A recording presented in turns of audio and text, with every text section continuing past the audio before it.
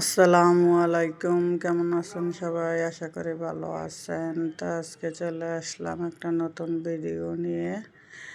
আজকে একদম সহজ একটা রেসিপি দেখাবো।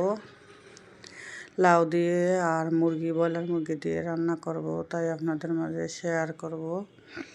তো আমি আজকে লাউ নিলাম একটা। এখন লাউ কাটাকাটি করে রেডি করে নিব। আজকে সহজ রেসিপি শেয়ার করব। তো এখন আমি লাউ কাটতে বসে গেলাম। এই লাউটা আনছি একদমই কচি লাউ। আর লাউ দিয়ে ব্রয়লার মুরগি দিয়ে খাইতে অনেক ভালো লাগে। যে কোনো মুরগি গরুর মাংস দিয়ে। লাউ হলো সুন্নতি খাবার, আমাদের নবীজির প্রিয় খাবার হচ্ছে লাউ। তো আমারও প্রিয় খাবার হচ্ছে লাউ। তো এখন আজকে লাউ দিয়েই রান্না করব। লাউটা আমি কেটে রেডি করে নিতেছি আর মুরগি ভিজাইছি।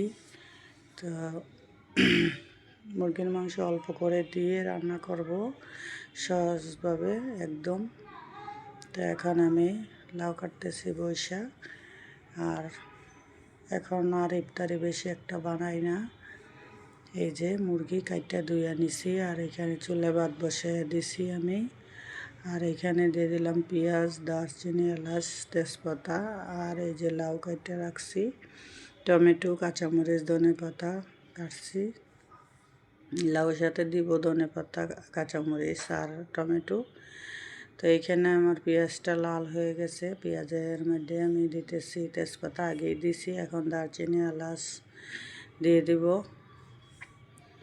আর গরম মশলার গুঁড়া দিলেও আস্তা মশলার গ্রানই আলাদা। প্রথমে যদি 2-1টা গরম মশলা দেওয়া যায় তাহলে একটু ভালো গ্রান আসে তরকারিতে। তো এখন আমি আদা রসুন বাটাটা দিয়ে দিব। আদা রসুন বাটা নামাইতে আমার মনে ছিল না ফ্রিজে, তো এখন আমি একটু পানি দিয়ে ভিজাইয়া আনিছি। আর এই যে পানিটা সহ একটু দিয়ে দিব আমি এখানে। এই যে তো একে একে আমি সব মশলা দিয়ে দিব। আর রমজান মাস আসলে বিকালবেলায় সব কাজ, বেশিরভাগ কাজ বেশি পড়ে বিকালবেলা। সকালবেলা তেমন একটা কাজ থাকে না। আর হলো রমজান মাসে আমি একসাথেই মনে করেন বুট সিদ্ধ করে রাইখা দিছি। আগে একবার প্রথমে সিদ্ধ করছিলাম, প্রথম রোজার আগে দিন ওই বুট খাইছি কয়েকদিন, আবার সিদ্ধ করছিলাম কালকে। তা আমি 2টা ভিডিও ছাড়ছি। কালকে একটা হালিমের ভিডিও ছাড়ছিলাম আর পরশু দিন আমি একটা ভিডিও ছাড়ছি, কিন্তু জানি না আমার ভিডিওতে কোনো ভিউজ আসে নাই। দোনোটাতে একটা তো ভিউজ আসে নাই। আমি টেনশানে পড়ে গেছি কেন এরকম হলো। কারণ আমি তো ভিডিও ছাড়ার সাথে সাথে 1-2 জন হইলেও আমার ভিডিও দেখে। তো আপনারা যদি কেউ জানেন কিসের জন্য এরকম হয়েছে তাহলে আমারে কমেন্ট করে জানাবেন। এখন আজকের ভিডিওটা ছাড়বো, জানি না কি হয়, আল্লাহ পাক জানে। তো এত কষ্ট করে ভিডিও বানাই, যদি ভিডিওতে ভিউজ না আসে তাহলে তো মনে করেন অনেক সমস্যা। তো কেন আসলো না তাও আমি জানি না, আমি নতুন। তো এখন আপনারা ভালো যে জানেন তাই কমেন্ট করে জানাইবেন আমারে কেন আসলো না ভিউজ। তো এখন তো আমি টেনশানে আছি, কারণ আমি যে কদিন ধরে ভিডিও ছাড়ছি সেই কদিন ধরে আমার ভিডিওতে ভিউজ আইছে মাশাআল্লাহ ভালোই। তো এখন আজকে 2 দিন ধরে ভিডিওতে কোনো ভিউজ নাই, একটা ভিউজও আসে নাই। এখন কি হয়েছে? তো এখন আমি এই যে মুরগি কষানো আমার শেষ। এখন লাউ দিয়ে দিব আমি।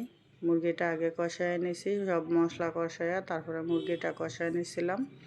আর লাউটা একদমই কচি পড়ছে, এত কচি সুন্দর লাউ। আমি মানে একটা লাউয়ের বেশটা দিছি আর অর্ধেক রাইখা দিছি। লাউ দিয়ে ডাল দিয়ে রান্না করলেও ভালো লাগে। তো কালকে আমি ডাল দিয়ে আর ওই লাউটা দিয়ে রান্না করব। ধনেপাতা দিয়ে রান্না করলে খুবই ভালো লাগে। তো লাউটা কষাইয়া আমি গরম পানির ঝোল দিব তরকারিতে।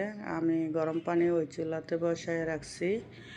আর যে কোনো তরকারিতে গরম পানির ঝোল দিলে তরকারি খাইতে টেস্ট ভালো লাগে, মানে মুরগির মাংস, গরুর মাংস, যে কোনো মাংসের তরকারিতে গরম পানির ঝোল দিলে তরকারি ভালো হয়। আপনারাও দিয়ে ট্রাই করে দেখতে পারেন কেমন হয়।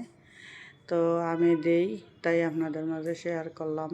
আর আমি নিত্য নতুন কোনো ভিডিও দেই না, আমার ঘরে আমি যা রান্না করি তাই আপনাদের মাঝে শেয়ার করি, যা খাই। কোনো কিছু মনে করেন না, আপনাদের বোন হিসাবে পাশে থাকেন আর আমার জন্য দোয়া করেন, ভালোবাসা দিয়েন। আপনাদের জন্য আমার দোয়া রইল।